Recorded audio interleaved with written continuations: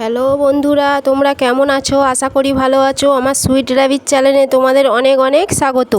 চ্যানেলটিতে নতুন হয়ে থাকলে চ্যানেলটিকে সাবস্ক্রাইব ও বেল আইকনটি প্রেস করবে।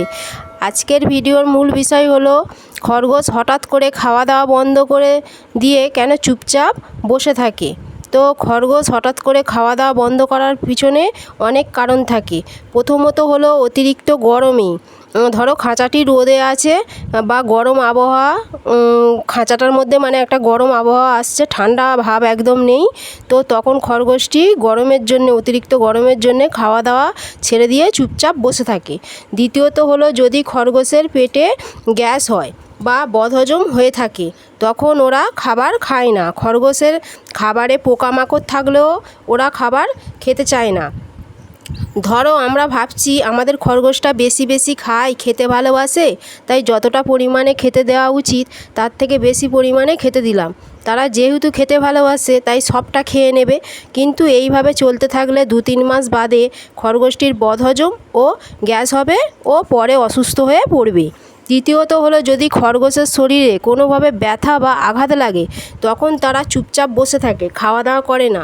চতুর্থ হলো ধরো ওরা এক জায়গায় পালন হচ্ছিল, মানে বড় হচ্ছিল, সেখান থেকে আমরা কিনে আনলাম, অন্য পরিবেশে এসে ওরা খাওয়া দাওয়া বন্ধ করে দেয়, চুপচাপ বসে থাকে। পঞ্চম হলো খরগোশের খাবার, যেমন ঘাস, ভাত, ভুসি যেটাই আমরা খাইয়ে থাকি না কেন সেটা যদি পচে যায় তখনও ওরা খায় না। তো যদি ওদের আরেকটা কারণ হলো যদি ওদের জ্বর, সর্দি, কাশি, হাঁচি এইসব ঠান্ডা লেগে থাকে তখনও কিন্তু ওরা খাওয়া দাওয়া বন্ধ করে দেয়। তোমরা ওদের স্নান করাবে না, তোমরা চাইলে গা মুছিয়ে দিতে পারো, কিন্তু গা মোছানোর পরে পাখার তলাতে সরাসরি দেবে না, তাতেও ওদের ঠান্ডা লেগে যাবে। তো কোনো কারণে ধরো ঠান্ডা লেগে গেছে তখন তোমরা খরগোশের কী করবে যে খরগোশটা যাতে সুস্থ হয়ে যায়, তখন তোমরা খরগোশের গায়ে একটা মোটা কাপড় জড়িয়ে ওদের ওদের মানে যাতে গরম বোধ হয়, ওদের যাতে গরম বোধ হয় সেই জন্যে একটা মোটা কাপড় জড়িয়ে দেবে। তারপর ধরো বাড়িতে পাতলা করে সুজি জাল দিয়ে খাওয়াবে, সুজিতে চিনি কিন্তু দেবে না। তারপর ড্রপার দিয়ে দিনে 3 বার খরগোশের মুখটি খুলে খাইয়ে দেবে। খরগোশ আবার খাওয়া দাওয়া শুরু করে দেবে।